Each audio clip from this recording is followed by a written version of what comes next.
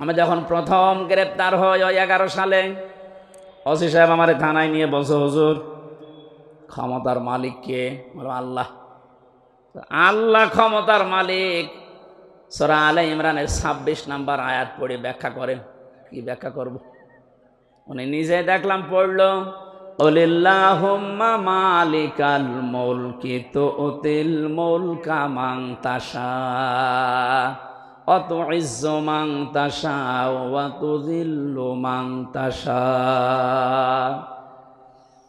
আল্লাহ পাক বলেন, নবী আপনি বলেন ক্ষমতার মালিক আমি আল্লাহ, যাকে ইচ্ছা দেই, যাকে ইচ্ছা ওখান থেকে নামিয়ে দেই। তো এখন যিনি আছে তাকে তো আল্লাহ ভালোবেসেই দিয়েছে, আপনারা লাফালাফি করেন কেন? কথা তো ঠিকই, আল্লাহ তো দিয়েছে তারে, কারণ উনি যারে ইচ্ছা তারে দেয়, যারে ইচ্ছা নামিয়ে দেয়। সুতরাং আজ বাংলাদেশে ইসলামপন্থীদের উত্থান দেখার পর অনেকেই, বিশেষ করে জালেমরা তো বলতোই, এখন অনেক মুনাফিক এ কথা বলা আরম্ভ করছে। মেয়েদেরকে জুজুর ভয়টা দেখাচ্ছে যে ইসলাম যদি এসে পড়ে তোমাদের কিন্তু ঘরে আটকিয়ে রাখবে। এ কথা অনেকে শুনছি না আমরা। খুশির সংবাদ দিচ্ছি, বাংলাদেশ জামাতে ইসলামীর শ্রদ্ধাভাজন আমির জামাত অনেক ঘোষণা দিয়েছেন, ইসলাম যদি এদেশে আসে, আল্লাহ যদি খেদমতের সুযোগ করে দেয়, আমরা গ্যারান্টি দিতে পারি আজ যারা এই জুজুর ভয় দেখিয়ে মেয়েদেরকে উল্টা পোল্টা বোঝান, এই মেয়েরা তখন সবচাইতে বেশি খুশি হবে এবং কিয়ামত পর্যন্ত যত মহিলা এই বাংলাদেশে আসবে তারা মনে করবে আমরা মায়ের কোলের উপরে আছি। সেরকম গ্যারান্টি ইসলাম দিতে পারে না পারে না? এটাই ছিল ইসলাম, এখনো ইসলামী আছে, কিয়ামত পর্যন্ত ও ইসলামী থাকবে। যেন আমরা যেন আবার ইসলামের ভেতরে ওলট পালট কিছু না ঢোকাই। কারণ বাংলাদেশ, ভারত, পাকিস্তান এই সমস্ত দেশে আসল ইসলামের চাইতে বানানো ইসলাম বেশি চলে। কথা বলেন না কেন? ওই সমস্ত ইসলাম বাদ দিয়ে আমরা যেটা আসল ইসলাম, ইন্না দীনা ইনদাল্লাহিল ইসলাম, আল্লাহর কাছে যেটা মনোনীত, ওইটা আমরা কায়েম করে প্রতিষ্ঠার মাধ্যমে যে বিজয় পেয়েছি এটা সর্বোচ্চ চূড়ায় পৌঁছিয়ে দিতে চাই। আল্লাহর সাহায্য এসেছে, কিন্তু এখনো পর্যন্ত কাঙ্ক্ষিত বিজয় আমরা পাইনি। কথা বুঝতেছে? কাঙ্ক্ষিত বিজয় তখন হবে যখন আল্লাহর বিধান দিয়ে এই জমিনটা চলবে। এখনো পর্যন্ত একটা বিধান কায়েম হয়নি, আস্তে আস্তে হবে। আশা করছি ইসলামের হাতে আসবে এ দেশ। যে জালেমগুলো বিদায় নেওয়ার কারণে যে আফসোস করেন, তার তো আফসোস করার কথা না। কোরআনে কারীম জানিয়েছে, ওয়ালা ইয়াহসাবান্নাল্লাযীনা কাফারু আন্নামা নুমলি লাহুম লিয়াখায়রুল লিআনফুসিহিম। হে নবী, কোরআনে কারীম থেকে আপনি ওই কাফেরদেরকে আপনি জানান, আর অনেক কাফেরেরা এই ধারণা করে যে আমাদেরকে আল্লাহ ক্ষমতার চেয়ারে রেখেছেন ভালোবেসে। না, আমি তাদেরকে এই চেয়ারে বসার পর এই যে জুলুম করার জন্য যে ছাড় দিয়ে দিয়েছি, ওরা ছাড় পেয়ে জুলুম করতে আছে। ইন্নামা নুমলি লাহুম লিয়াজদাদু ইসমা। ওদের এই চেয়ার দিয়েছিলাম, টাকা পয়সা দিয়েছিলাম, অর্থ সম্পদ, প্রভাব, প্রতিপত্তি, বিত্ত, বৈভব এগুলো দিয়েছি এই জন্যে যেন ওদের পাপের মার্জা পুরাপুরি হয়ে যায়। পাপের মার্জা দেখলাম যখন পুরাপুরি হয়ে গেল, 5 মিনিট সময় চেয়েছিল যে একটা বক্তব্য লিখে যায় জাতির জন্য, আল্লাহ সে সময়ও দেয়নি। কারণ ইসমা, পাপ পরিপূর্ণ হয়ে গেছে। আপনি লিখবেন কি? ওয়ালাহুম আযাবুম মুহিন, তাদের জন্য অপমানজনক শাস্তি আমি আল্লাহ রেডি করে রেখেছি। সুতরাং ক্ষমতা পেয়ে যারা, চেয়ার পেয়ে, টাকা পয়সা পেয়ে যারা মনে করেছিলেন আল্লাহ আমাদেরকে ভালোবেসে দিয়েছে, ভালোবেসে দেয়নি। আপনার পাপ যেন পরিপূর্ণরূপে পূর্ণ হয়ে যায়, এই জন্য আল্লাহ এই সুযোগটা দিয়েছিলেন। আর আপনি সুযোগকে একেবারে 100 ভাগ কাজে লাগিয়েছেন। এমন কোন হীন অপরাধ নেই যা 15 বছরে হয়নি। এটা আমার আগে যে মেহমান বলছিলেন না, কেউ রেহাই পায়নি, আসলেও তাই। যারা জালেমদের দরে ছিল তারা কি রেহাই পেয়েছে? তাদেরও তো ক্ষতি হয়ে গেল, কারণ জালেমদের দুনিয়াও শেষ, আখিরাতও শেষ। আমাদের নাই দুনিয়া আপনি ধ্বংস করার চেষ্টায় ছিলেন, কিন্তু আপনি নিজেদেরকে কি করলেন বলেন?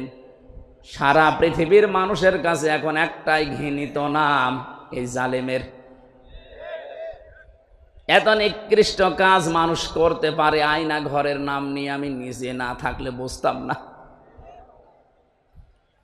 উপদেষ্টা আসিফ মাহমুদ কয়েকদিন আগে ঘোষণা দিয়েছে, আয়না ঘর বাংলাদেশে যত জায়গায় আছে একটাও যেন ভেঙে ফেলা না হয়। এটা রেখে দেন, সারা পৃথিবীর মানুষরা দুনিয়া এখানে আসবে দেখার জন্য যে বাংলাদেশে কি আছে, তারা যেন আয়না ঘর দেখে যায়। কিয়ামত পর্যন্ত পৃথিবীর মানুষেরা জানবে যে বাংলাদেশেও একজন জালেম ছিল। ওরা মনে করেছিল আল্লাহ আমাদের ভালোবেসেই দিয়েছে। সূরা আলে ইমরান 4 নম্বর পারার 12 নম্বর পৃষ্ঠা 7 নম্বর লাইনে আয়াতটি আছে। কাফেররা ধারণা করে যে আল্লাহ আমাদেরকে ভালোবেসে এগুলো সব দিয়ে রেখেছে। আমি যখন প্রথম গ্রেপ্তার হই ওই 11 সালে, ওসি সাহেব আমার থানায় নিয়ে বসে, হুজুর ক্ষমতার মালিক কে? আল্লাহ। আল্লাহ ক্ষমতার মালিক। সূরা আলে ইমরানের 26 নম্বর আয়াত পড়ে ব্যাখ্যা করেন। কি ব্যাখ্যা করব? উনি নিজে দেখলাম পড়লো, ওলিল্লাহুম্মা মালিকাল মুলকি তুতিল মুলকা মান তাশা ওয়া তুইজ্জু মান তাশা ওয়া তুযিল্লু মান তাশা। আল্লাহ পাক বলেন, নবী আপনি বলেন ক্ষমতার মালিক আমি আল্লাহ, যাকে ইচ্ছা দেই, যাকে ইচ্ছা ওখান থেকে নামিয়ে দেই। তো এখন যিনি আছে তাকে তো আল্লাহ ভালোবেসেই দিয়েছে, আপনারা লাফালাফি করেন কেন? কথা তো ঠিকই, আল্লাহ তো দিয়েছে তারে, কারণ উনি যারে ইচ্ছা তারে দেয়, যারে ইচ্ছা নামিয়ে দেয়। এই জন্যে কোরআনে কারিম যারা আমরা শুনতে আজ এসেছি ইবাদত মনে করি, যেভাবে ইবাদত করা লাগে আমি আবার বলছি, আল্লাহ যেন ওইভাবে আজকের 1-1.5 ঘন্টা ইবাদত হিসাবে তিনি লিখে দেন। বলেন আমিন। আজকের তেলাওয়াত কিন্তু আয়াত সূরা শূরা। শূরা শব্দের শাব্দিক অর্থ হচ্ছে সংসদ। শূরা মানে কি? এটা তো আমি বানালাম নাকি? এই শব্দ শুনলে অনেকের আবার অ্যালার্জি হয়তো, যাদের অ্যালার্জি হয়তো তার এখন নেই। কথা বলেন না কেন? আমার তো মনে হয় কোরআনে কারিমের কথাগুলো বাংলার বিভিন্ন প্রান্তে বলতে গিয়ে যারা আলেমদের এই মাইক কেড়ে নিয়েছে ওদের নামের তালিকা করে এখন মোড়ে মোড়ে টাঙিয়ে দেওয়া দরকার। জালেমগুলো যেন কিয়ামতের আগে আর নিজের পরিচয় দিয়ে এলাকায় ঢুকতে না পারে। এখনো যদি কেউ বুঝে না বোঝার ভান করে কোন মুনাফিক আবার যদি এই কাজ শুরু করেন, আপনাকে আল্লাহ অপমান আরো বেশি করবে। কারণ আমির হামজা কথা বলছে ওর বাবার কথা সব নাকি বলেন? এই জন্য আমরা সতর্ককারী হিসাবে এসেছি। আল্লাহ আমাদেরকে নবীদের ওয়ারিস বানিয়েছেন। বিশ্ব নবী সহ যত নবী দুনিয়ায় ছিল সব নবী ছিল সতর্ককারী। আজকের আলোচনার বিষয় হচ্ছে সতর্ক। কি বললাম? আমাদের সতর্ক হওয়া লাগবে। আর এই জন্য এলাকার মানুষ মিলে এই আয়োজন দিয়েছে যেন আমরা সতর্ক হতে পারি। সূরা মানে সংসদ। 53টা আয়াত দিয়েছেন আল্লাহ, 5টা রুকু আছে।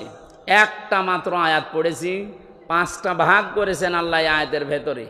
আমরা এই 5টা বিষয়ে তাফসীর যেহেতু লিখে দিয়েছেন, ওইভাবে আমরা কথা বলার চেষ্টা চালাবো ইনশাআল্লাহ।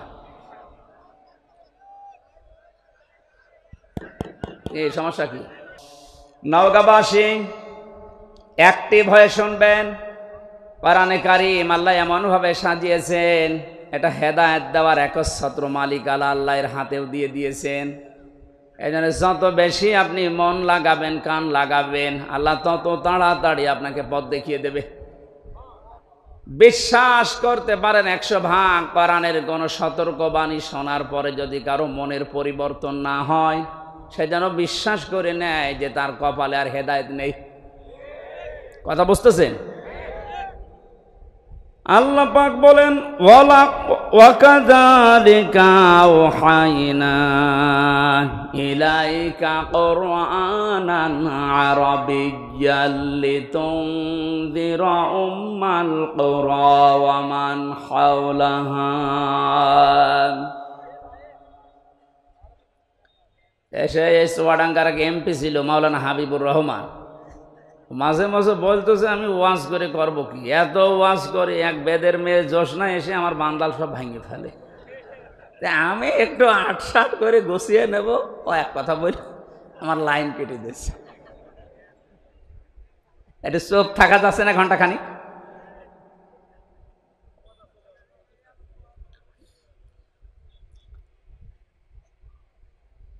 চারটা বড় বড় নিয়ামত আল্লাহর কাছে আমরা কথা বলছিলাম, উনি নিজে পছন্দ করেন কিন্তু তার এই বান্দা বান্দিরা এটা পছন্দ করে না। এক নম্বরে কন্যা সন্তান। সুতরাং মেয়েদেরকে যে জজুর ভয় দেখানো হচ্ছে, বিশ্বনবী ওই ভয়টা ১৫০০ বছর আগেই কাটিয়ে গিয়েছেন। কথা বলেন না কেন?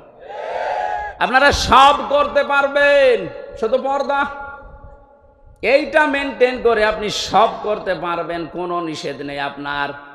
সুতরাং ডান বলেন বাম বলেন, নাস্তিক বলেন আর যাই বলেন, যারা উল্টা পাল্টা ভয় দেখাচ্ছে এগুলো তাদের নিজেদের স্বার্থে।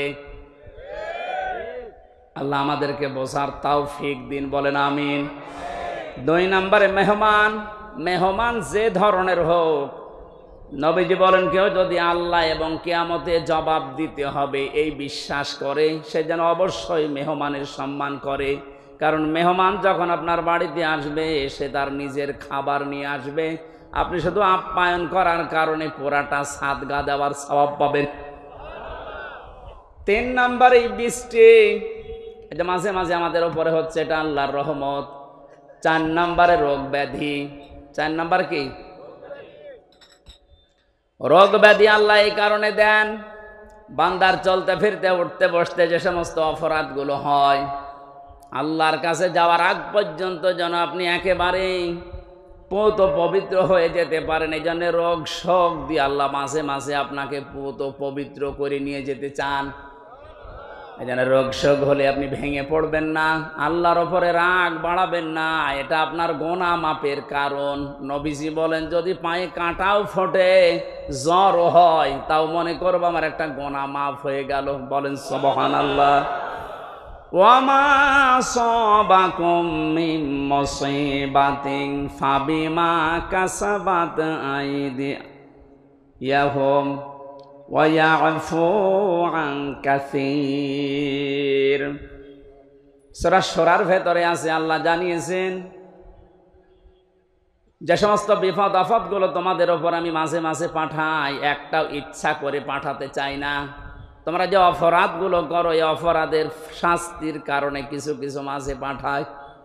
সব অপরাধের শাস্তি যদি দুনিয়ায় দিয়ে দিতাম শ্বাস করার সময় পেতে না।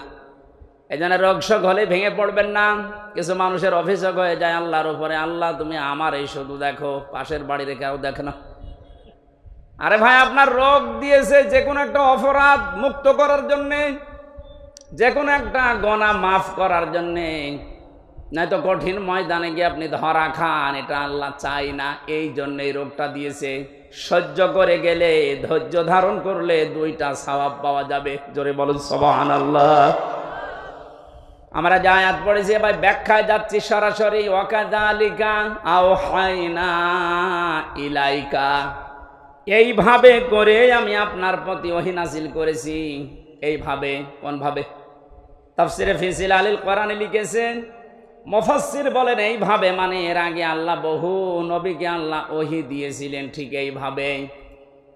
আমরা জানি 104খানা কিতাব আল্লাহ দুনিয়ায় দিয়েছেন, তার ভেতরে বড় বড় 4টা, 100টা সহিফা। নবীদের ওপর আল্লাহ কম বেশি যেগুলো দিয়েছিলেন, এই 104খানা কিতাব, 3খানা কিতাবে আল্লাহ যা দিয়েছেন সবগুলো সামারাইজ করে আমার আল্লাহ কোরআনে কারিমে ঢুকিয়ে দিয়েছেন। তাহলে ওহীর এই ধারাবাহিকতা, নবীদেরকে আমার আল্লাহ পাঠিয়েছেন, নবী হওয়ার জন্য যতগুলো যোগ্যতা লাগে তার ভেতরে 1 নম্বরে নবীরা ওহী পাবে। দুনিয়ার অন্য কেউ ওহী পাবে না, শুধু নবীরা ওহী পাবে। কারা? বলেন বলেন। এখান থেকে কয়েকটা শিক্ষা আছে, আমি সামনে আসছি। আল্লাহ পাক নবীদেরকে ওহী দিয়েছিলেন পূর্ণাঙ্গ শরীয়ত নাযিল করার জন্য। সর্বপ্রথম যে নবীকে ওহী দিয়েছিলেন হযরতে নূহ আলাইহিস সালাম। একেবারে সর্বশেষ কমপ্লিট করার জন্য কোনোদিন আর কিছু লাগবে না। যাকে তিনি ওহী দিয়েছেন তার নাম মুহাম্মাদুর রাসূলুল্লাহ। আল্লাহ পাক তাকে ওহী দিয়ে সর্বশেষ জানিয়েও দিয়েছেন আলিয়াউমা আকমালতু লাকুম দীনাকুম।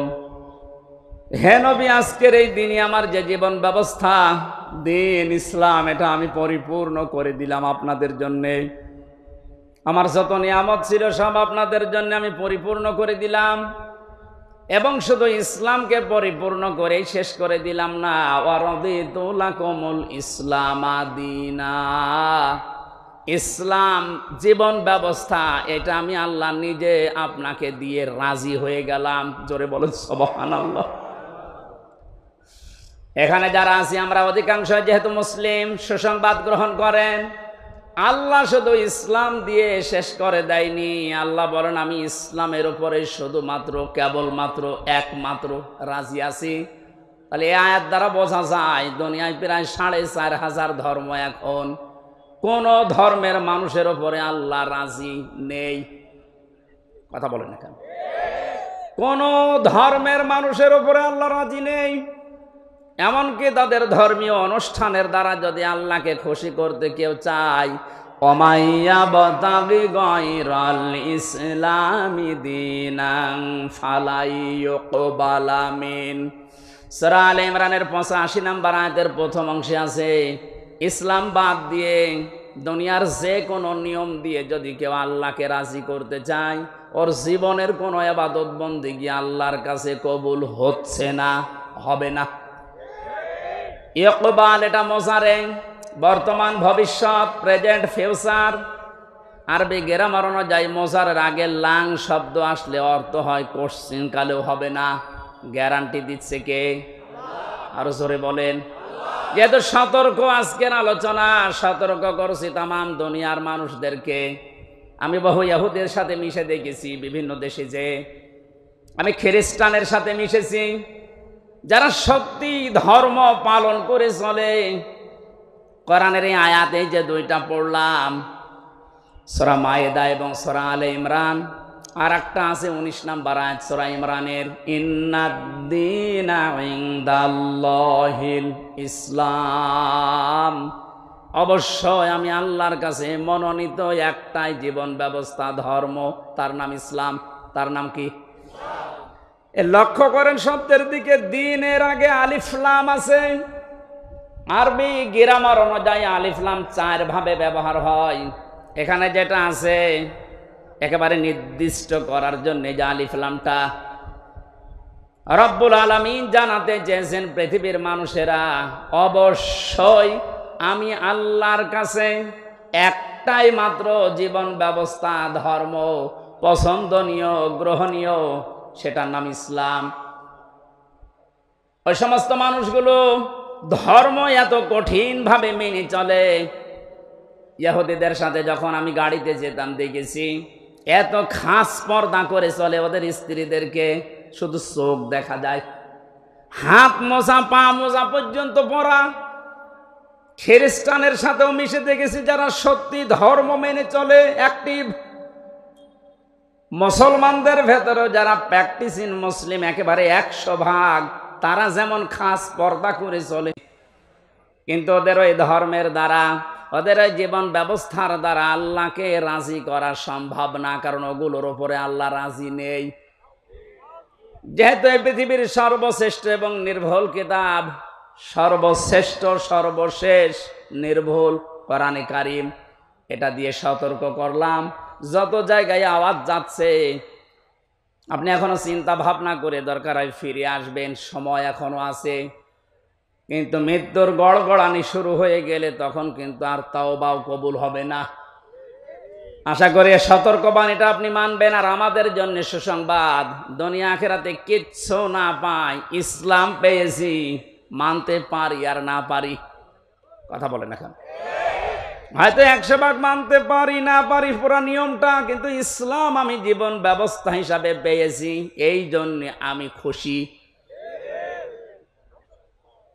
আন আব্বাস রাদিয়াল্লাহু তাআলা আনহু قال, একটু এদিকে তাকান, মান যাকা তামাল ঈমান মান রাদিয়া বিল্লাহি রাব্বা ওয়া বিইসলামি দীনা ওয়া বিমুহাম্মাদির রাসূলিল্লাহ সাল্লাল্লাহু আলাইহি সাল্লাম নাবিয়্যা ওয়া রাসূলা। রাহু মুসলিম। আল্লাহর নবী জানিয়েছেন পৃথিবীর প্রতিটি জিনিসের আলাদা আলাদা স্বাদ আছে। ঈমান যদি কেউ আনে আর মনে করে আমি স্বাদ পেতে চাই, ঈমানেরও স্বাদ পাওয়া যায়। ঈমানের স্বাদ আছে না নেই?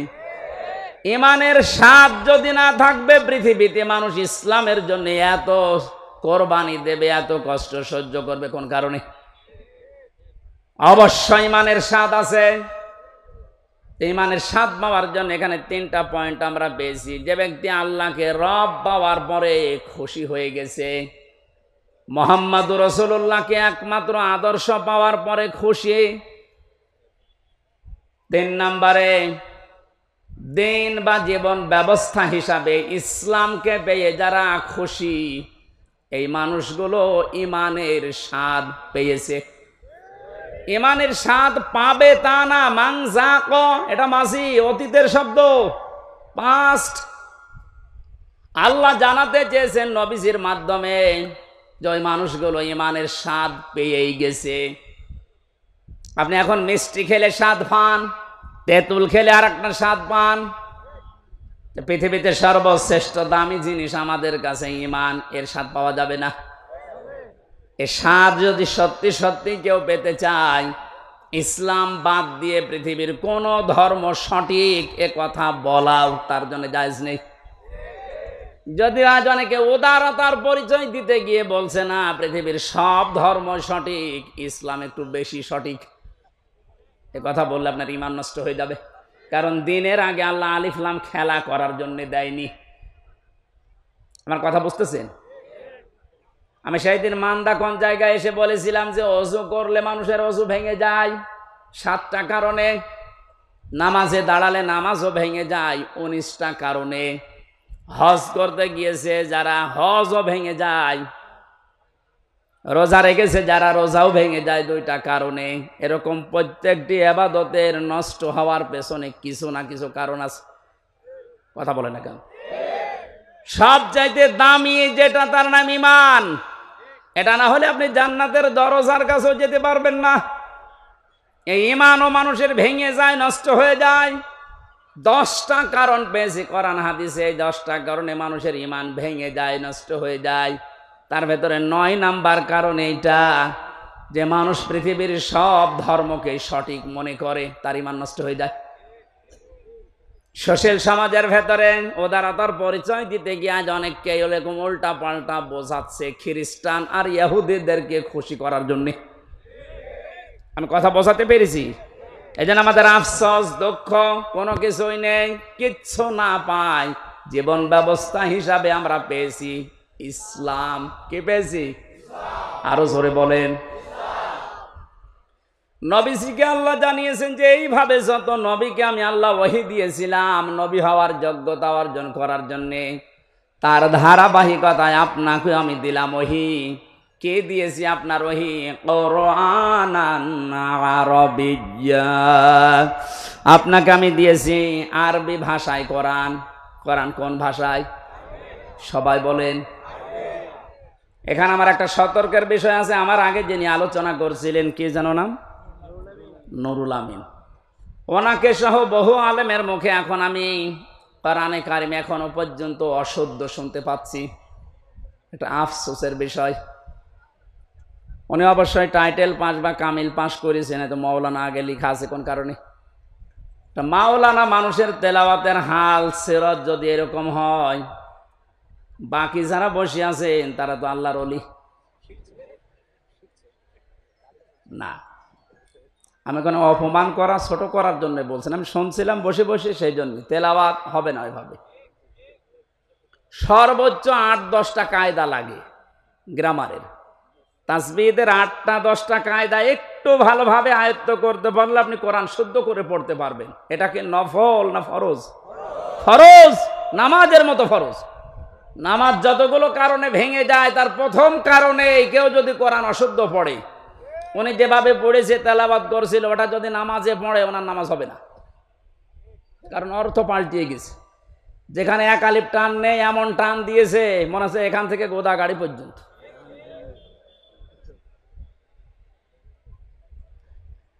এই জন্য আশা করছি কোরআনে কারিম এলাকায় যারা পড়ায়, মাদ্রাসা এবং এতিমখানা মসজিদ যেখানে আছে, এই সমস্ত জায়গাগুলো আরো ওপেন করেন। এখন যেহেতু জালেমের আর কোনো আনাগোনা নেই, হ্যাঁ এরপরেও কিছু জালেম মুনাফিকের সুরত নিয়ে এখনো পর্যন্ত বিভিন্ন দৃষ্টিকে বাধা দিচ্ছে।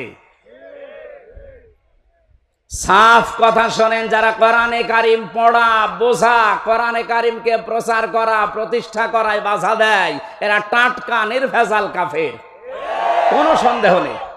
এরা যদি মারা যায়, কোরআন বাধা দিয়েছে, কোরআন প্রচারে, প্রসারে, প্রতিষ্ঠায়, শিক্ষায়, এ মানুষগুলো মারা গেলে ওর জানাজার দরকার নেই, কবর দেওয়ার দরকার নেই। আজকে যদিও আমার একজন দায়িত্বশীল বলছিল একটু এত কড়া করে বলা ঠিক না, মানুষের অন্তরে একটু দুঃখ লাগে। তা আল্লাহ যদি এ ফোর্সে বলে, আমি এ ফোর্স থামাবো কি করে? আল্লাহ মনে হয় বলেনি, আমি মনে হয় বানালাম। সূরা বাকারার ভেতরে আছে, অমান আযলামু মিম্মান মানাআ মাসাজিদাল্লাহ। সূরা বাকারার ভেতরে আল্লাহ জানিয়েছেন, আমি আল্লাহর দৃষ্টিতে সব চাইতে বড় জালেম ওইটা, যেই লোকটা আমি আল্লাহর ঘর মসজিদে আমার নাম, আমার জিকির, আমার কোরআনের আলোচনা হতে বাধা দেয়, বন্ধ করে দেয়। এ 15 বছরও কোন জালেমের এইরকম সাহস হয়নি যে কোরআনে কারিম মসজিদে পড়লে বাধা দিয়েছে, বন্ধ করে দিয়েছে। কিন্তু এখন আমি অনেক জালেমকে প্রকাশ্য দেখতে পাচ্ছি, মসজিদে কোরআনের দার্স হচ্ছে, মুসলমান নাম যে বন্ধ করে দিচ্ছে। আরে ভাই, কাজ তো কাফেরের কাজ। আপনি যে নামেই করেন না কেন, বুঝে করেন আর না বুঝে করেন, এখনই থামেন, না এটা আপনি চিরবঞ্চিত হয়ে যাবেন হেদায়েত থেকে। আপনার দুনিয়াও হারাবেন জালেমদের মতো, আখিরাত তো হারিয়েই ফেলেছেন। ওখানে যদি হামজার কথায় বাধা দেওয়া হতো, কিচ্ছু মনে করতাম না, আরো বাহবা দিতাম, বাধা দেন। কিন্তু কথাগুলো তো হামজার না, আল্লাহর হামজা অ্যাডভার্টাইজ করছে। আমি আয়াতটা আপনাদেরকে লাইন পারা পৃষ্ঠা দিয়ে বলছি, আবার মন খারাপ করবে অনেকে যে না এটা মনে হয় বানিয়ে বলছে। অমান আযলামু মিম্মান যুক্কির মিম্মান মানাআ মাসাজিদাল্লাহি।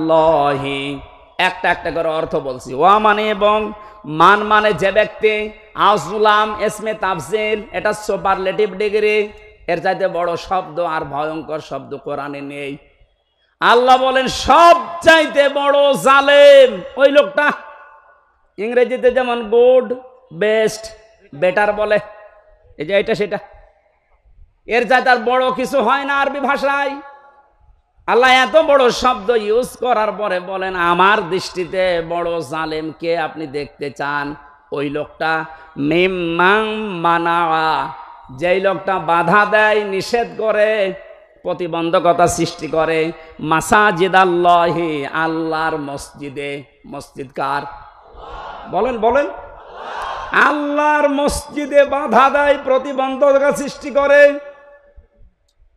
কি করতে? আইয়ুযকার ফি হাসমুহু, সেখানে আল্লাহর নাম উচ্চারণ হবে, আল্লাহর জিকির হবে, আল্লাহর কোরআনের কথা হবে। এগুলো যারা বন্ধ করে দেয়, বাধা দেয়, ওয়াসআ ফি খারাবিহা, এবং এগুলোকে ধ্বংস করার জন্য চেষ্টা চালায়, যেন আল্লাহর কোরআনের কথা এখানে হতে না পারে, কোরআন প্রচার, প্রসার, প্রতিষ্ঠার কথা, এজন্য বাধা দেয়। এগুলো আল্লাহর দৃষ্টিতে সব চাইতে বড় জালেম। বেশি বলে ফেললাম। এটাকে বাংলাদেশে এখন পাওয়া যাচ্ছে না, আপনি সতর্ক হন। কত বড় শব্দ দিয়েছেন দেখেছেন আল্লাহ আপনার নামে। 15 বছরেও জালেমরা এই সাহস পায়নি অন্তত মসজিদে আল্লাহর কোরআন বন্ধ করে দেওয়া। কিছু জায়গায় পেয়েছিলাম। এখন এইগুলো যারা করছেন আপনি আশা করছি সতর্ক হবেন ভাই, তা আপনার কপাল কিন্তু আগুন লেগে যাবে।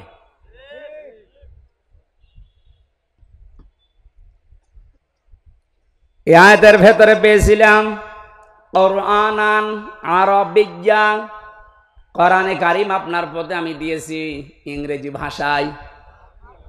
কি বলেন না কেন? কেন আরবি ভাষায় দিলাম? পৃথিবীর যত ভাষা আছে সবচাইতে সহজ ভাষা আল্লাহর কাছে আরবি ভাষা, কিন্তু আজ এটা অনেকের কাছে কঠিন করে রেখেছি আমরা। কত বড় বড় মানুষেরা ফতোয়া দিচ্ছে যে এটা আমাদের জন্য না, এটা আলেমদের জন্য। কে বলেছে আপনাকে? নামাজ পড়া যেরকম ফরজ, মাস্ট বি কোরআনে কারিম শিক্ষা করা ওইরকম ফরজ। দল মত নির্বিশেষে, বুঝে হোক না বুঝে হোক, অন্তত আপনি নবীর দল বাদ দিয়ে অন্য দলে আছেন থাকেন, কিন্তু কোরআন পড়া শুরু করেন। জেলখানায় বহু মানুষকে আমি উল্টা পাল্টা দেখেছি, কোরআনে কারিম 1 বছর 1.5 বছর পড়ার পরে ওই মানুষগুলোরা এত পরিবর্তন হয়েছে। এই যে আমাদের কুষ্টিয়ার কৃতি সন্তান আবরারকে যারা হত্যা করেছিল, এর 13 জনের ফাঁসি হয়েছিল। এর ভেতরে 4 জনকে মাওলানা জসিমউদ্দিন রহমানী সাহেব নিচে বসে বসে হাফেজে কোরআন বানিয়ে দিয়েছে। এই যে পড়া কোরআন শরীফ যাদের মুখস্থ হয়ে গেছে, শুধু মুখস্থ না, এরা অনেক অর্থ পর্যন্ত এখন বুঝতেছে, কারণ আরবি গ্রামার ওর ভেতরে পড়ায় আলেমদের কাছে। ওরা সেই পর্যায়ে এখন আছে, এখন অনুশোচনা করে, অনুতপ্ত হয় যে আমরা জালেমদের কথা মতো ভুল করে ফেলেছি। সত্যি যদি ওরা কোনোদিন আসতে পারে বাইরে, আপনি ওদেরকে কোড়াল মেরে কোরআনের কাছ থেকেও সরাতে পারবেন না। এজন্য আহ্বান জানাচ্ছে আপনি আরবি ভাষাটা শেখেন। ওয়ালাকাদ ইয়াসসারনাল কোরআনা লিযিকরি ফাহাল মিন মুদ্দাকির। 4 বার আল্লাহ আয়াতটা কোরআনে 1 সূরার ভেতরে দিয়েছেন। আমি কোরআন সহজ করে দিয়েছি তোমাদের জন্য। এরপরও এখান থেকে শিক্ষা করা, উপদেশ নেওয়ার মতো কি কেউ কে পাবো না? কে বলছেন? এই জন্য যেখানে আছেন আগে কোরআনের কাছে আসেন, এইটা শেখেন। আপনাকে আমি আমার বাবার দিকে ডাকছি না, ডাকছি আমার আল্লাহর কোরআন শিক্ষার জন্যে। এই দুনিয়াতে যেহেতু কোরআনে কারিম দিয়ে সতর্ক করার জন্য নবীদের প্রতি আল্লাহ ওহী করেছেন সতর্ক বাণী হিসাবে। প্রথম সতর্কের ভেতরে পেয়েছি লিতুনযিরা উম্মাল কুরা ওয়া মান হাওলাহা। একটু খেয়াল করে শুনবেন।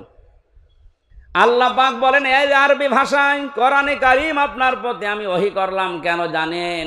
আপনি এ দ্বারা এই যে উম্মুল কুরা, যেটা শহরের মা, তার মানে মক্কা শরীফ, এই মক্কার লোকদেরকে আপনি সতর্ক করবেন। এতটুকু যদি আল্লাহ পাক বলে শেষ করে দিতেন, এই আয়াতটা আমি পড়তাম না। পরের শব্দটাই সমস্যা হয়ে গেছে আমাদের জন্য। আল্লাহ পাক বলেন উম্মাল কুরা ওয়া মান হাওলাহা। শুধু মক্কা নগরী না, এর আশপাশে যত জায়গা আছে, তাফসিরে মুফাসসিরিন কেরাম লিখেছেন আশপাশ মানে তামাম দুনিয়া। তার মানে কোরআনের সতর্ক বাণী চলবে শুধু মক্কা আর মদিনায়? বলেন বলেন। আমান হাওলাহা, সারা দুনিয়ায়, সারা দুনিয়ার জন্য এই কোরআন। যেহেতু এখানে নাজিল হয়নি, তারপরও হাওলাহার ভেতরে বাংলাদেশও আছে। এই জন্য আপনাকে আমি কোরআন দিয়ে আজকে সতর্ক করব কয়েকটা, যেগুলো আমরা পাবো সামনে। কোরআনে কারিম দিয়ে সতর্ক করার পরেও যদি কোনো মানুষের, ওই যে আগে বললাম যে পরিবর্তন আসছে না, আপনি মেনে নিতে পারেন, বিশ্বাস করতে পারেন যে আল্লাহকে, আপনাকে আল্লাহ জাহান্নামেই দেবে। কারণ এর চাইতে অথেন্টিক সতর্ককারী কিতাব দুনিয়াতে আল্লাহ আর দেয়নি, কিয়ামত পর্যন্ত দেওয়ার সম্ভাবনাও। আরো জোরে বলেন। কোরআনে কারিমে আল্লাহ জানিয়েছেন ইত্তাবিউ মা উনজিলা ইলাইকুম মির রাব্বিকুম ওয়া লা তাত্তাবিউ মিন দুনিহি আউলিয়া কলিলাম মা তাযাক্কারুন। হে নবী,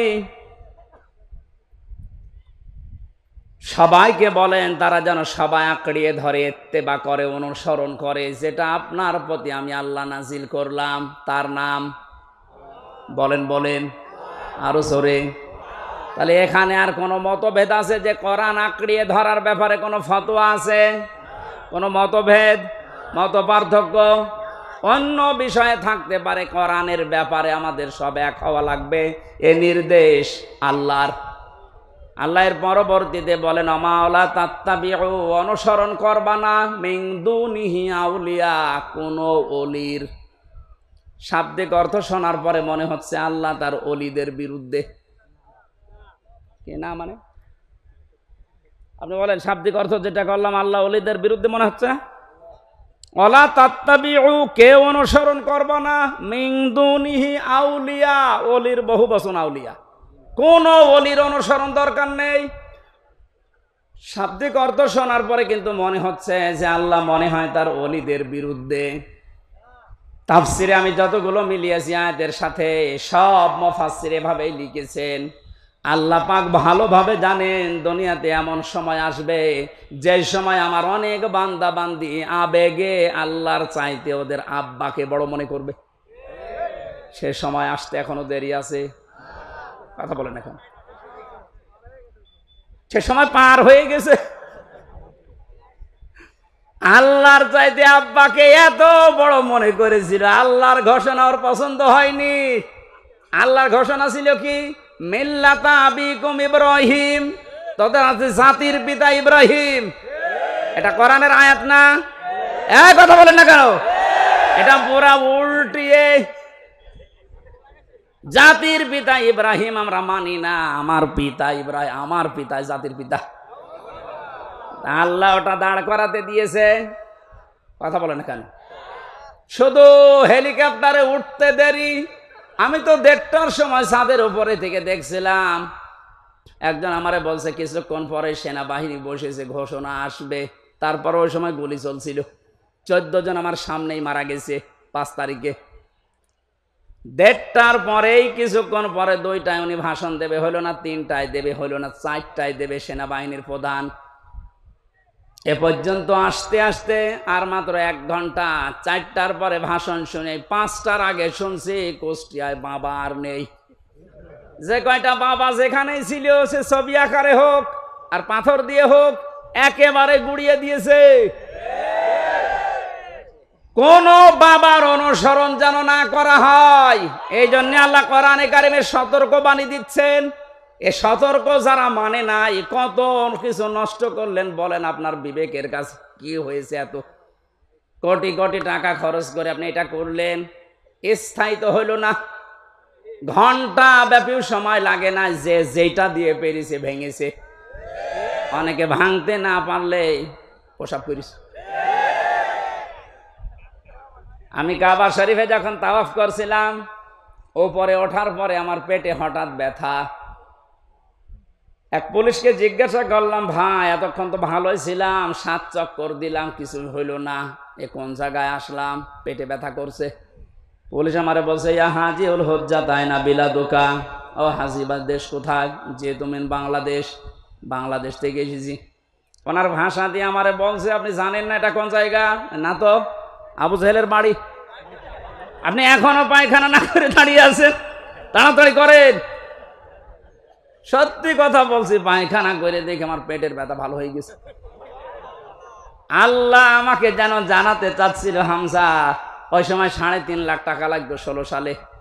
এত টাকা খরচ করে আসলে আরো শয়তানের মুখে পায়খানা না করে চলে যাবা, তাড়াতাড়ি করো। পেটের ব্যথা দিয়েছিল কে? কথা বলেন না কেন? এত দামি জায়গা কাবার পাশে। আমার মনে হয় কাবা শরীফ থেকে আবু জেহেলের বাড়ি কাছে, এরপরে নবীর বাড়ি, তাই না? কাবার পাশে যে জায়গা, তার দাম বেশি না কম? বেশি। মানে আপনি এখন 1 কাঠা কিনে দেখেন তো, এত দামি জায়গা। আল্লাহর কোরআনের বিরুদ্ধে যাওয়ার কারণে, কোরআনের বিরুদ্ধে অবস্থান নেওয়ার কারণে ওর বাড়ি যদি পায়খানা হতে পারে, এদেশে যারা জালেম, কোরআনের বিরুদ্ধে যারা অবস্থান নিয়ে আল্লাহর বর্ণিত ইব্রাহিম বাদ দিয়ে অন্য কাউকে যারা বসাতে চেয়েছিল, আমার তো মনে হয় ওই বাড়ি ঘরগুলো এখন বিশ্ব আন্তর্জাতিক টয়লেট বানানো দরকার। মানুষ যেন ওখানে যে পেটে ব্যথা উঠলে কাম সারতে পারে, কারণ এই জায়গাগুলো অভিশপ্ত। জালেমরা যেখানে থাকে এই জায়গাটা হয়ে যায় অভিশপ্ত।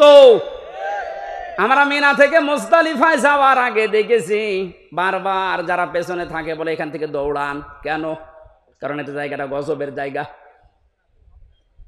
গজবের কিছু জায়গা আছে যেখানে জালেমেরা বসবাস করে, জায়গাটাই আল্লাহ গজবের জায়গা বানিয়ে দেয়।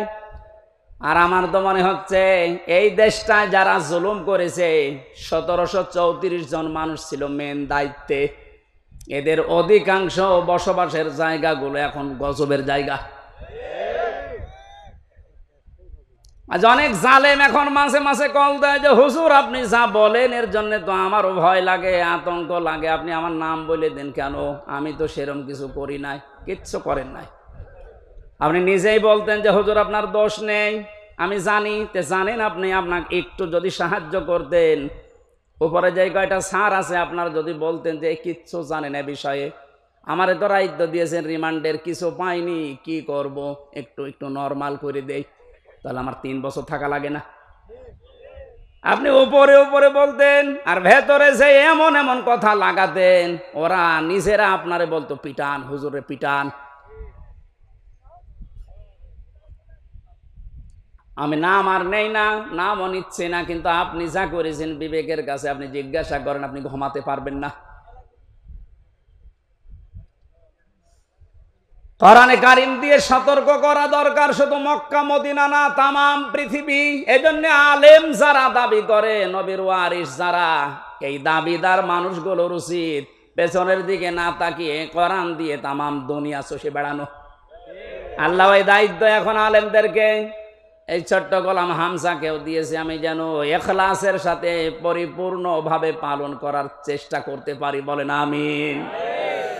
আল্লাহ রাব্বুল আলামিন এর পরে জানিয়েছেন ওয়াতুনযিরা ইয়াউমাল জামিঈ লা রাইবা ফীহি ফারিকুন ফিল জান্নাতি ওয়া ফারিকুন ফিস সাঈর। এখানে দুইটা তথ্য আছে। এতদিন একটা ভ্রান্ত ধারণায় ছিলেন, আশা করছি ওটা মিটবে, বিশেষ করে আলেমরা। আপনারা আছেন তো?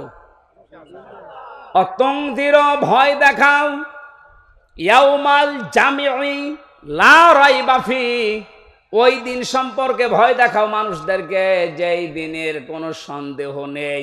আর আমরা সবাই এখন থেকে জানছি ওই দিনের নাম কিয়ামতের দিন। কোন দিন? এমন একটা ভয়াবহ আল্লাহ পাক তৈরি করেছেন কিয়ামতের এই দিনটাকে। রব্বুল আলামিন বলেন ওয়ালা ইয়াসআলু হামিমুন হামিমা।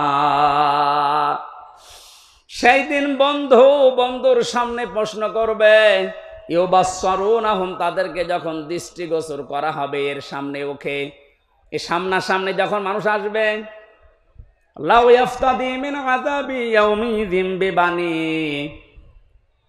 আল্লাহর কাছে নিজের সন্তান পর্যন্ত দিয়ে বলবে আল্লাহ এটা আমি দিয়ে দিলাম, আমারে মুক্তি দাও। এইটা মুক্তিপণ। এটা কি? জেলখানায় থাকাকালীন এই সাবজেক্টটা আমাকে পড়িয়েছিল এটিএম আজহার সাহেব, উনি এখনো ভেতরে আছে। আমার একবার ডাক দিয়ে বলছে, হামজা তুমি তো বিভিন্ন বই পড়ো, বাইরে তো যাবা চলে, এক কাজ করো, প্রোডাক্টিভ মুসলিম আমার কাছে আছে, এই জেলার আর সোফার হিন্দু, ও আসলেই বই কেড়ে নিয়ে চলে যায়। তোমার দ্বারা যেহেতু প্রচার হবে জাতির ভেতরে, বইটা নিয়ে যাও, এই যে এই চ্যাপ্টারগুলো পড়ে মানুষকে শোনাবা। তার ভেতরে মুক্তিপণ এইটা ছিল। ওটা যখন পড়ছিলাম আমার মনে হচ্ছে কিয়ামত আমার সামনে আল্লাহ তুলে ধরেছে। আমি দেখে দেখে বলছি কোরআনে কারীম, আল্লাহ রাব্বুল আলামিন বলেন লাউ ইয়াফতাদি মিন আযাবি লাউ ইয়াওয়াদ্দুল মুজরিমু লাউ ওয়াস্তাদি মিন আযাবি ইয়াউমিযিন বিবানি। এই যে কিয়ামতের সতর্ক বাণী আল্লাহ শোনাতে বললেন কেন? কারণ এই ময়দানে মুক্তিপণ হিসাবে মানুষ তার সন্তানকে দিতে চাইবে। আয়াতটা পড়ার পরে আমার ওই ছোট মেয়েটার কথা মনে হচ্ছিল। ওরা আমি 7-8 মাস রেখে এসেছিলাম, এখন বয়স প্রায় 4 বছর। মাঝে মাঝে ওর কথা মনে হতো। আমি যেহেতু যোগাযোগ বিচ্ছিন্ন ছিলাম, ভেতরে কোনো যোগাযোগ ছিল না। ফাঁসির কন্ডেম সেলের ভেতরে 24 ঘন্টা তালা লাগানো, এদিকে 2.5 হাত, এদিকে 3.5 হাত, 24 ঘন্টা মনে হতো জিন্দা কবরে বসে আছি। যখনই এই বইটা পেয়ে আয়াতটা মিলাচ্ছিলাম, আল্লাহ কিয়ামতে কি এমন তৈরি করবা যে আমার ওই ফারিহাকেও তোমারে আমার দিয়ে দেওয়া লাগবে, যে আল্লাহ মুক্তিপণ দিলাম। না, এটা আমার বিশ্বাস হচ্ছে না। কি এমন ঝালঝালা অবস্থা পয়দা হবে, আপনি নিজের সাথে এবার মিলান তো। যে আমার মতো হামজা, আমার সবচাইতে প্রিয় যেটা আল্লাহ রসুলের পরে, আমার মা বাবার চাইতেও আমার কাছে প্রিয় এই ফারিহা, ওরে পর্যন্ত বলা লাগবে আল্লাহ একেও দিয়ে দিলাম, তুমি আমারে বাঁচাও।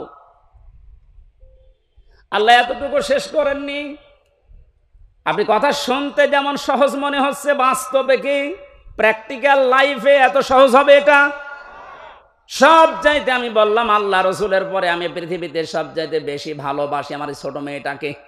বড়টার প্রতি অত মহব্বত এখন আর নেই, ছোটটার প্রতি যত বেশি। অথচ আল্লাহ বলেন বিবানি, কেউ বলবে যে আল্লাহ দিয়ে দিলাম, তুমি আমারে বাঁচাও, এর যা করবা করো। বাস্তবে আপনি দেখেননি এই বন্যায় কত মানুষ ভেসে যাচ্ছে, অথচ নিজের 2 মাস 5 মাস 1 বছরের বাচ্চাকে বুকের উপরে নিয়ে নিজে ভাসতে ভাসতে মরে গেছে। বাচ্চা বেশি আছে, এই কথা বলছেন কেন? এত বড় কঠিন বন্যায় নিজের জীবন দিয়ে দিল, তাও বাচ্চাকে বাঁচিয়ে রেখেছে তক্তা হয়ে। আর আল্লাহ বলেন না, এমন অবস্থা করব তোর ওই ফারিহাকে বলবে আল্লাহ তুমি তাড়াতাড়ি এরে নাও, আমারে বাঁচাও।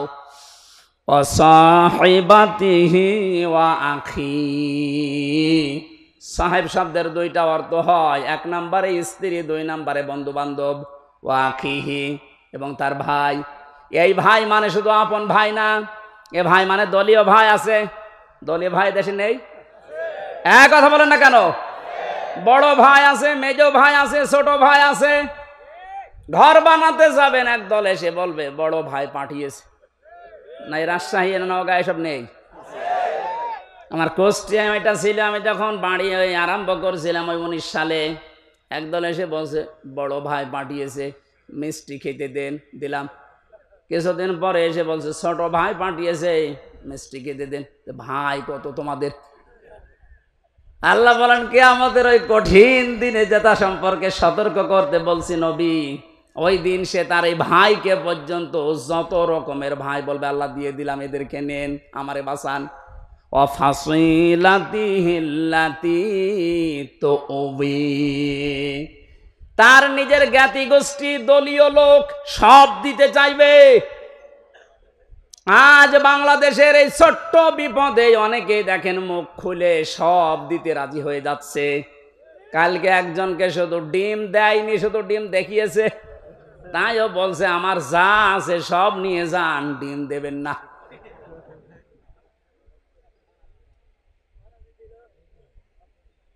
বাংলার মুসলমানেরা এত কিছু শুরুই করেনি, আপনি এতটুকুতে উল্টা পাল্টা মন্তব্য করছেন, এতটুকুতে আপনার মায়া উতলিয়ে পড়ে। ব্যারিস্টার আরমানের স্ত্রীর কাছে আপনি দাঁড়ান তো, কি জবাব দিতে পারেন দেখি? পারবেন? পারবেন না। আর সুশীল সমাজের নামে আপনি এত বড় বড় কথা, এত সুন্দর কথা বের হচ্ছে মুখে। যেদিন আমার মাথায় দড়ি দিয়ে, পায়ে ডান্ডা বেড়ি লাগিয়ে, হাতের ভেতরে হ্যান্ডকাপ দিয়ে, কালো কাপড় দিয়ে চোখ বেঁধে টেনে নিয়ে যাচ্ছিল গরুর মতো, কোথায় ছিলেন আপনি সেদিন? ভণ্ডামি করা যায় কাপান না? ও মানবতার প্রকাশ্য শত্রু যেই কয়েকজন এখন উল্টা পাল্টা কাজের কারণে জনগণের রোষানলে পড়ছে, আপনি কি মনে করছেন এগুলো আল্লাহর ওলি? এই ইনুর দ্বারা, এই মেননের দ্বারা, কালামানিকের দ্বারা, বিশেষ করে শিক্ষা ব্যবস্থা ধ্বংসের পেছনে এই দীপমণি এবং এই নভেলের দ্বারা যত ক্ষতি হয়েছে, এ জাতি কোনোদিনও ক্ষতি পোষাতে পারবে না। আপনি দেখেছিলেন কত নিচে নেমেছে শিক্ষা ব্যবস্থা,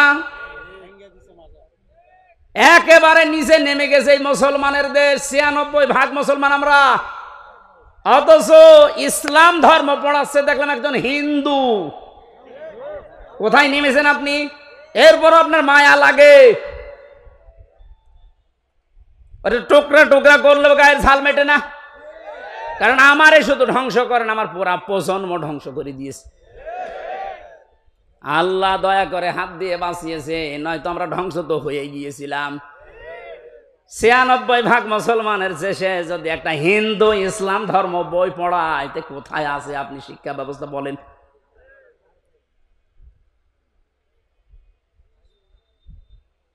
একটু শুধু উপর দিয়ে একটু ডিম মারে, এই আপনার সহ্য হয় না, আর আমার মাজায় দড়ি দিয়ে যে ছাগলের মতো টেনে নিয়ে গেল, তখন আপনার সহ্য হলো কি করে?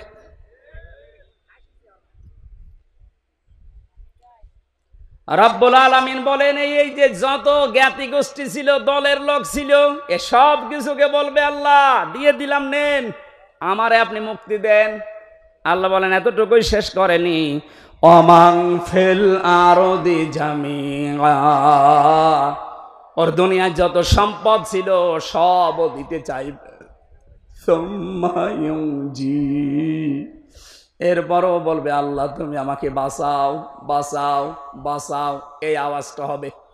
তাফসিরে ৩ বার আওয়াজ দেওয়ার পরে আল্লাহ বলেন কাল্লা, কখনো না, ইন্নাহা লাযা, ও নওগাঁবাসী, শুধু ওয়াজ শোনার জন্য শুনছেন, আমি বলার জন্য বলছি তা না, এটা মিলান। এতগুলো কথা বলতে বলতে আল্লাহ কেমন কঠিন ধমক দিলেন দেখেন। ও তার নিজের সন্তান, স্ত্রী, বন্ধু বান্ধব, ভাই, দলের লোক, গোষ্ঠীর লোক, দুনিয়ার সব সম্পদ দিতে রাজি আছে, যে শুধু মুক্তিপণ হিসাবে দিলাম, আমাকে মুক্তি দেন। আল্লাহ ধমক দিয়ে বলবেন কাল্লা, কখনোই না, ইন্নাহা লাযা, তোকে আমি লাজায় দেব। এখানে একটা শিক্ষা পাবেন, শুনতেছেন? শিক্ষাটা কি? ইন্নাহা লাযা, তোকে আমি লাজায় দেব। লাজা কি? জাহান্নামের একটা দরজার নাম, যে 7টা দরজা আল্লাহ বানিয়েছেন জাহান্নামের, হুতামা, হাবিয়া, জাহিম, জাহান্নাম, সাকার। এই যে লাজা, এটা একটা ভয়ঙ্কর দরজা। আল্লাহ বলেন নাজ্জাআতাল লিশ-শাওয়া, এ দরজা দিয়ে প্রবেশ করার সঙ্গে সঙ্গে মানুষের চামড়া খসে পড়ে যাবে।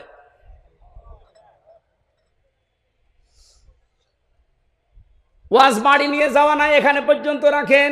বলেন তো এরকম কি ঘর দুনিয়ায় আছে যেখানে গেলে আগে চামড়া খসে যায়? আমি এখনো পাইনি। মাটির নিচে যতগুলো ঘর দেখেছিলাম, হ্যাঁ শাস্তি আছে, কিন্তু ঢোকালেই চামড়া খসে যায়, আমি পাইনি, দেখিও নি। তা আল্লাহ এমন ঘরের পরিচয় দিচ্ছেন লাজা, এখানে গেলে আগে চামড়া খুলে যায়। তাহলে ঘরটা ভয়ঙ্কর, কথা বলে না কেন? এ পৃথিবীর জমিনের সবচাইতে ভয়ঙ্কর ঘরের নাম হচ্ছে আয়না ঘর, কথা বলে না কেন?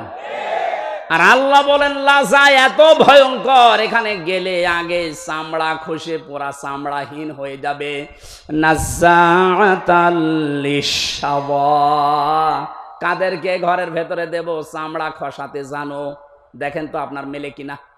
তাদউ মান আদবারা ওয়া তাওয়াল্লা, এই ঘরের দরজা নাম ধরে ধরে তাদেরকে শুধু ডাকতে থাকবে যারা ইসলামের কথা শোনার পরে, সঠিক কথাগুলো শোনার পরে মুখ ফিরিয়ে নিত, অ্যাবাউট টান করে অহংকার করে চলে যেত। আমার মনে হয় বাংলাদেশে এখন এই চরিত্রের মানুষ আছে। চোখে আঙ্গুল দিয়ে দেখিয়ে দে যে এটা সঠিক পথ, কোরআনের পথ, আল্লাহর নাম নিয়ে বলা হয়, রসুলের হাদিস দিয়ে বলা হয়, এরপরও অ্যাবাউট টান করে মুখ ফিরিয়ে অহংকার করে চলে যাচ্ছেন। এর পরবর্তী তো আরো খারাপ কথা দিয়েছেন আল্লাহ, ওয়াজামাআ ফাআওয়া, এই লাজা নামক জাহান্নাম তাদেরকে ডাকবে যে মানুষগুলো সম্পদ আদি শুধু জমা করেছিল, পঞ্জীবিত করেছিল, আর মনে করেছিল এটা আমার কাছে থাকবে। এ জালেমরা যেটা মনে করেছিল। আমার তো মনে হয় কোরআনের সূরা মারিজের এই আয়াতগুলো পড়লে জালেমদের সাথে খাপের খাপ, মুমতাজের বাপ মিলে যাচ্ছে না? আমরা কিয়ামতের এই দিনের কথা সতর্ক করছিলাম আল্লাহর কোরআন দিয়ে। এখন এই সতর্ক করতে গিয়ে যে মানুষগুলোর কলিজায় লেগেছে শত্রুতা করবে আমি জানি। কোরআনের কথা বলার কারণেই তো গতকাল একজনের উপরে হামলা হয়েছে রাজশাহীতে, সাপাহারে। কোন অপরাধে আপনি তার জীবনটা এভাবে নষ্ট করে দিলেন? সতর্ক করছি এই কারণে, ওয়ামা সাবাকুম মিন মুসিবাতিন ফাবিইযনিল্লাহ। আমরা যারা কোরআন দিয়ে সতর্ক করি, কোরআনের পথে মানুষকে ডাকি, কসম আল্লাহর, এই সূরা তাগাবুনের 11 নম্বর আয়াত আমরা 100% বিশ্বাস করি। কান খাড়া করে শোনেন, এই পৃথিবীর জালেম এবং মুনাফিকেরা আপনারা যতই ষড়যন্ত্র করেন, আমরা বিশ্বাস করে নিয়েছি যে মুসিবত, যে বিপদ আপদ, এগুলো সব আল্লাহ আগেই লিখে রেখেছেন। এই কারণে আসতেছে। যেহেতু দুনিয়া আমাদের শেষ না, আমাদের আরেকটা টার্গেট আছে, আখিরাত। কি বললাম? ইয়াউমা ইয়াজমাউকুম লিয়াউমিল জামি'i যালিকা ইয়াউমুত তাগাবুন। আল্লাহ পাক বলেন এরপরে যে জগৎ শুরু হবে কিয়ামতের, এই জগতে আসল হার জিত আরম্ভ হবে। সুতরাং আমরা ওই হার জিত চাই যেখানে সফল হলে আসল সফলতা, যেখানে বিফল হলে আসল বিফলতা। এজন্য আমরা সফল হওয়ার জন্য এই পথেই এসেছি। সতর্ক করছি কোরআন দিয়ে। আপনি যদি উল্টাপাল্টা ধারণা আমার প্রতি রাখেন যে এর ক্ষতি করব, আমি বিশ্বাস করে নিয়েছি এইটাও লেখা ছিল। কথা বলেন না কেন? কোরআনে কারিমে সূরা হাদীদের ভেতরে আছে, আল্লাহ রাব্বুল আলামিন বলেন, মা আসাবা মিন মুসিবাতিন ফিল আরদি ওয়ালা ফি আনফুসিকুম ইল্লা ফি কিতাবিম মিন ক্বাবলি আন নাবরাহা ইন্না যালিকা আলাল্লাহি ইয়াসির।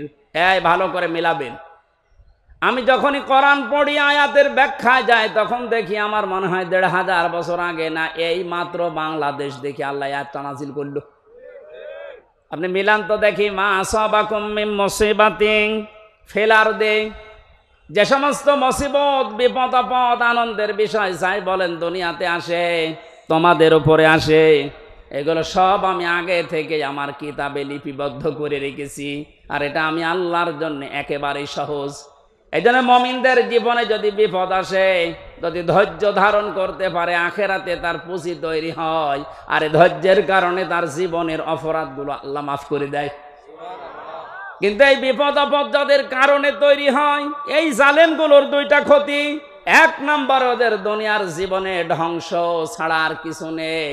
কারণ জালেমদের জন্য আমি ওই দিন বলেছিলাম যে বরদোয়া, জালেমদের জন্য মামলা দায়ের করবে সরাসরি আল্লাহ। এ বাংলাদেশে চলো জালেম ছিলেন, আপনি নিজে তো জানেন যে আপনি জালেম কিনা। আপনি জালেম যারা ছিল তারা আল্লাহর মামলার আসামি। আল্লাহর মামলার আসামিদের দুনিয়া আখিরাত তো শেষই। কথা বলেন না কেন? এই জন্য আমরা যারা বিপদে পড়ি আমাদের কোনো আফসোস নেই, জানি এগুলো কিতাবে লেখা আছে, হবে এটা। দুইটা উপকার আমাদের জন্য। আমরা যদি কোনো নিয়ামত পাই, একেবারে আনন্দে আত্মহারা হয়ে উল্টা পাল্টা কাজে আমরা জড়িয়ে পড়ি না। আজ দুনিয়াদার যারা দেখতে পেলাম এই 5 তারিখ থেকে এই 31 তারিখ পর্যন্ত, আখেরাতের টার্গেট যাদের নেই, কিতাবে যাদের বিশ্বাস নেই, এই মানুষগুলো 5 তারিখ থেকে 31 তারিখ পর্যন্ত বিজয় একটা পাওয়ার পর পরে তারা লুটপাট আরম্ভ করে দিয়েছে। তাদের পূর্বের চরিত্র আবার মনে হচ্ছে ফিরে এসেছে। কিন্তু কোরআনে কারিম জানাচ্ছে, লিকাইলা তাসাউ আলা মা ফাতাকুম ওয়ালা তাফরাহু বিমা আতাকুম আল্লাহু লা ইউহিব্বু কুল্লা মুখতালিন ফাখুর। আমি তোমাদের উপরে বিপদ দেই এই কারণে, আনন্দ দেই এই কারণে, যে বেশি নিয়ামত পাওয়ার পরে আবার এরকম মনে করবা না যে যা আর দুনিয়ায় চিন্তা নেই, যা পাবো তাই খাবো না। আবার বিপদে পড়লে হাই হতাশ করবা না। বেশি আনন্দিত হওয়া যাবে না, আবার দুঃখে মন ভারাক্রান্ত করে থাকা যাবে না। মুমিন যারা তাদেরকে কোনোদিন হতাশা পেড়ে বসে না। মুমিন যারা, যাদের ভেতরে আল্লাহর পরকালের বিশ্বাস আছে, ওরা সব সময় এক। এর বাস্তবতা আপনি এখন লক্ষ্য করছেন আমিরে জামাতের কথায়, তার অ্যাক্টিভিটিস আপনি দেখতে পাচ্ছেন না। লোকটা বিপদেও যেরকম ছিল, এই আনন্দেও সেরকমই আছে। 5 থেকে 31 তারিখ পর্যন্ত এই 25 দিনের ভেতরে তার মুখে একবারও শুনেছেন যে এত অত্যাচারিত হয়েছে, এবং ঠিক ওই রকম করে আপনারা শুরু করেন বলেছে একবার? আপনি তো তার মতো অত বিপদে পড়েননি। সে ছেলে আছে, শুধু ছেলে না, এরপরেও তার ছেলে জেলখানায়, তার স্ত্রী অসুস্থ, তার অনুসারী অনকম, তার সহযাত্রী সহযোদ্ধা যারা সব পালিয়ে পালিয়ে আছে, অধিকাংশ গুলোই যে মানুষগুলো আছে জেলখানায়। এরপরও মানুষের ভেতরে দেখলাম কোনো টেনশন নেই, চিন্তা নেই। আল্লাহ রাব্বুল আলামিন জানিয়েছেন, হে নবী, এই মানুষগুলোকে বসেন, এক জায়গায় বসেন।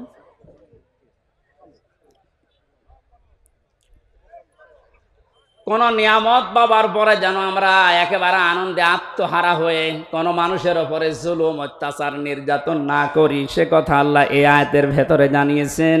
কারণ আল্লাহ পাক অহংকারী এবং ফখর করে যারা চলে, এই মানুষগুলোকে কোনোদিন ভালোবাসেন নাই, বাসবেনও না। বলেন নাউজুবিল্লাহ। আমি সেদিন মান্দায় বলেছিলাম, ওই ময়দানে ভালো করে শুনবেন, পৃথিবীর ময়দানে সবচাইতে আমার কাছে ভয়ঙ্কর আয়াত এই 6666টি আয়াতের ভেতর এইটা মনে হয়।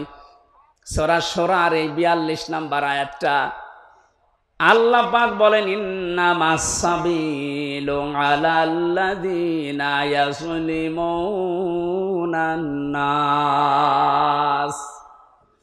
অবশ্যই আমি আল্লাহ মামলা দায়ের করব, আমি নিজে অভিযোগ গঠন করব তাদের বিরুদ্ধে, দুনিয়ায় মানুষ হয়ে যারা মানুষের উপরে জুলুম করেছো। আয়াতটা পড়ার পরে আমি নিজের সাথে, বাস্তবতার সাথে মিলিয়ে দেখি, এই বাংলায় হাজার হাজার লক্ষ মানুষ আল্লাহর মামলার আসামি। হয় আমরা নিজেদের নফসের উপরে জুলুম করছি, পরিবারের উপরে জুলুম করছি, প্রতিবেশীর উপরে জুলুম করছি, রাষ্ট্রের উপরে জুলুম করছি, জনগণের উপরে জুলুম করছি। যে কোনো দিক থেকে আমি জালেমের কাতারে পড়ে যাচ্ছি। আর জালেম যে, তার বিরুদ্ধে মামলা দেবে ওসি সাহেব কে? আপনি বলেন তো, কত বড় শক্ত কথা এটা। আল্লাহর মামলার আসামি আপনি। পুলিশের কাছে বাধা দেন, পুলিশ বাদী কেস হবে। রাষ্ট্রের কাজে বাধা দেন, রাষ্ট্র বিরোধী মামলা হবে। আর যারা জালেম তারা আল্লাহ বিরোধী মামলার আসামি। আয়াতটা যেহেতু বিশ্বাস করি 100 ভাগের জন্য ভয়ে থাকি, না জানি আমি আবার নিজে আল্লাহর মামলার আসামি হয়ে যাচ্ছি না তো। কারণ নফসের উপরে তো জুলুম হয়ে যায় মাঝে মাঝে। এটা না হলে পরিবারের উপরে হয়, এটা না হলে রাষ্ট্রের উপরে হয়, জনগণের উপরে হয়। যে কোনো সাইডে আমি যেন কোনো জুলুমের সাথে সংমিশ্রণ করে না ফেলি, এটা আল্লাহর কাছে সবচাইতে বড় ঘৃণার বিষয়। দুনিয়ায় যত কিছু আল্লাহ ঘৃণা করেন, তার ভেতরে 1 নম্বরে জুলুমটা। এত কঠিন ভয়ঙ্কর কথা আয়াতের ব্যাখ্যায় হাদিস এসেছে, আয-যুলমু যুলুমাতু ইয়াউমাল কিয়ামা। কিয়ামতে জুলুম এত অন্ধকার হয়ে মানুষকে ঘিরে রাখবে, নিজের চামড়া পর্যন্ত দেখতে পাবে না। আমার তো মনে হয় আমাদের অনেকের জীবনে এরকম অবস্থা আসতেছে। এখনই আমরা সতর্ক হব, জীবন চলে যাক, আমার দ্বারা কেউ যেন জুলুমের শিকার না হয়। আজ নিয়ামত পেয়ে অনেকে এখন 5 তারিখ থেকে 31 তারিখ পর্যন্ত জরিপ বের হচ্ছে, কত মানুষ লুটপাট আরম্ভ করেছে একেবারে নিজের বাবার সম্পত্তি মনে করে। জালেম যারা তারা অবৈধ ইনকাম করেছে, তার হিসাব তার দেওয়া লাগবে আল্লাহর কাছে। আপনি নিজে জুলুম করে তার সম্পদগুলো উল্টাপাল্টা তছনছ করে নিজেও আল্লাহর মামলার আসামি হয়ে যাচ্ছেন। আপনি থামেন। আপনাকে আমি থামার জন্য বলছি। নিজের জীবন, আখেরাত, দুনিয়া আখেরাত ধ্বংস করে দেবেন না। রব্বুল আলামিন বলেন ২ নাম্বার আমি তাদের বিরুদ্ধে মামলা দায়ের করব, কেস করব, অভিযোগ গঠন করব। ওয়ায়াবগুনা ফিল আরদি বিগাইরিল হক। এই পৃথিবী শান্ত হয়ে যাওয়ার পরে যারা অশান্তি করার জন্য মাঝে মাঝে এই দুনিয়া বিশৃঙ্খল পরিবেশ তৈরি করার জন্য চেষ্টা চালায়। কথা বুঝতেছেন? দুনিয়া শান্ত হয়ে যাওয়ার পরে যেন অশান্ত করার জন্য চেষ্টা চালাবেন না। আলাহুম আযাবুন আলীম, তাদের জন্য যন্ত্রণাদায়ক শাস্তি আমি এই দুনিয়ায় আর মরণের পরে রেডি করে রাখলাম। তার মানে শাস্তি রেডি আছে। এই 2টা অপরাধে আমরা যেন না জড়িয়ে পড়ি। আল্লাহ বলেন আমিন।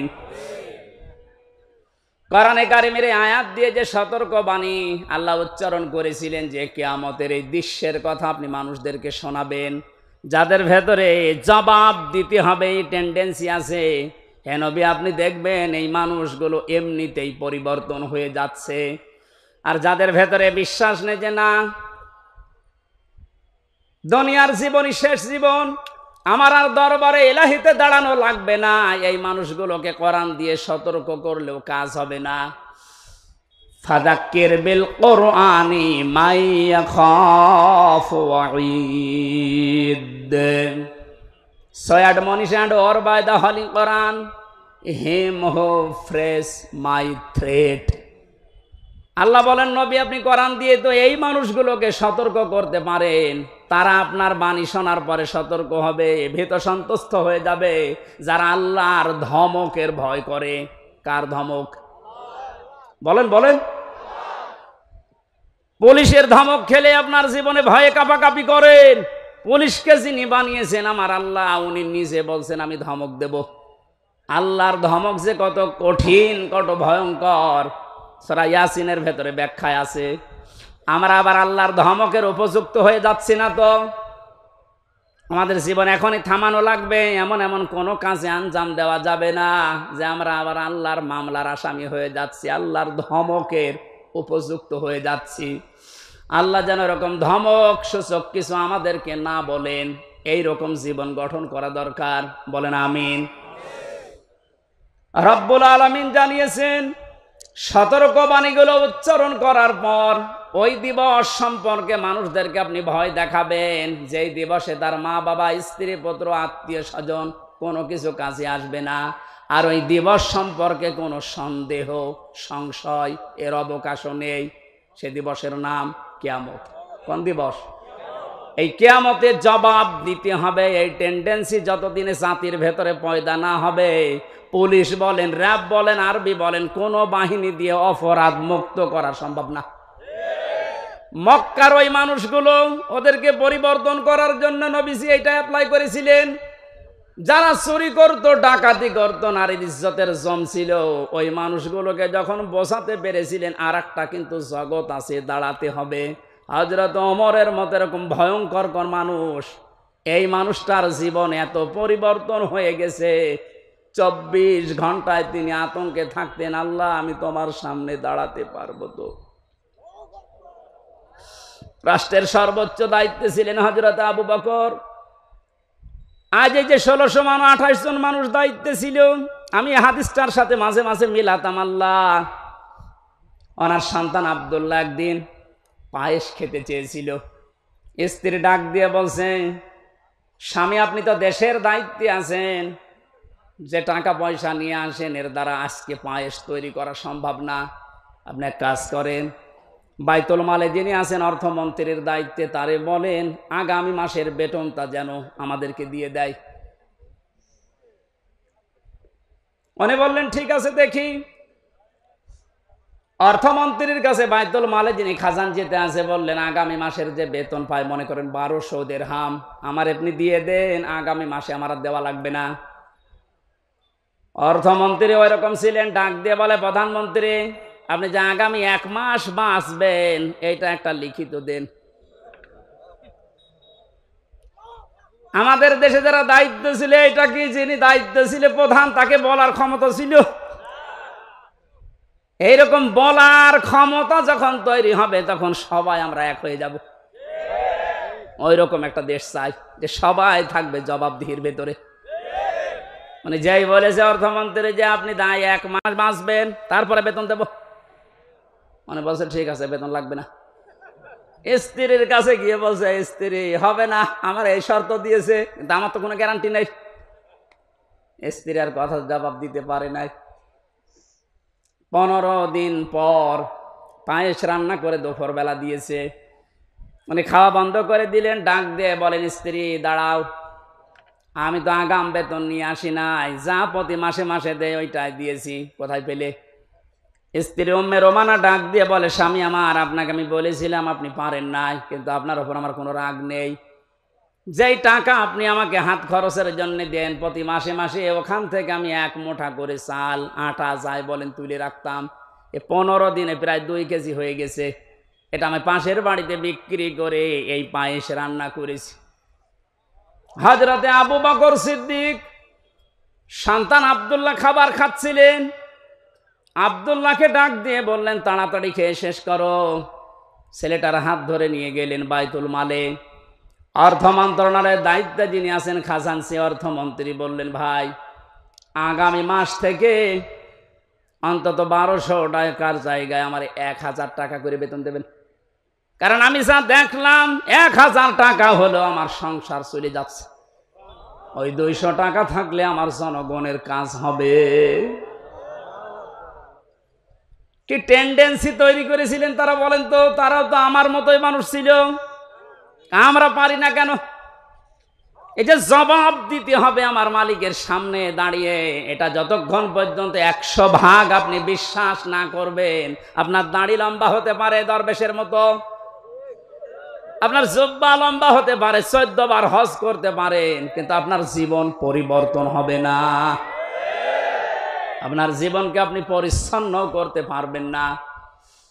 নওগাঁবাসী, আমি আমার ইমান থেকে কথা বলছি, যতটুকু আমি মানতে পারবো বলে বিশ্বাস করি আমি ততটুকুই বলছি।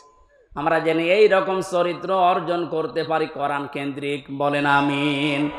ফারিকুম ফিল জান্নাতি ওয়া ফারিকুম ফিস সাঈর। সর্বশেষ আল্লাহ যখন শেষ করে দেবেন বিচার আচার, এক দলকে জাহান্নামে পাঠিয়ে দেবেন, এক দলকে জান্নাতে পাঠিয়ে দেবেন, এইটাই ফাইনাল, এই শেষ। আমরা যেন যে কোনো এক দলে যেতে পারি তা না। এই যে ফারিকুম ফিল জান্নাহ, আল্লাহর বানানো যে বাগান জান্নাত, এইটাই আমার জীবনের আসল টার্গেট বানানো দরকার। এখানে না যাওয়া পর্যন্ত আমার কোনো বিশ্রাম নেই, কারণ আসল জীবনের সফলতা কিন্তু এই বাগানটা। ফামান যুহজিহা আনিন নার ওয়া উদখিলাল জান্নাতা ফাকাদ ফাজ। আল্লাহ বলেন, ওই লোকটার জীবন তো সফল, যাকে বিচার আচার করার পরে আমি আল্লাহ জাহান্নাম থেকে মুক্তি দিয়ে জান্নাতি বলে ঘোষণা দিয়ে দেব, এই লোকটা সফল। সুতরাং ওই জায়গায় পৌঁছানোর আগে আমাদের জীবনের আসল ফাইনাল খেলা নেই, ওইটাই আসল ফাইনাল খেলা, চূড়ান্ত ওই খেলায় যেন আমরা জিততে পারি। আমাল হায়াতুদ দুনিয়া ইল্লা মাতাউল গুরুর। পৃথিবীর মানুষ বারবার বলছি, শোনো, দুনিয়ার জীবনটা কিন্তু খেলাধুলা, রং তামাশা। আল্লাহ আমাদেরকে এটা বোঝার তৌফিক দিন, আমিন।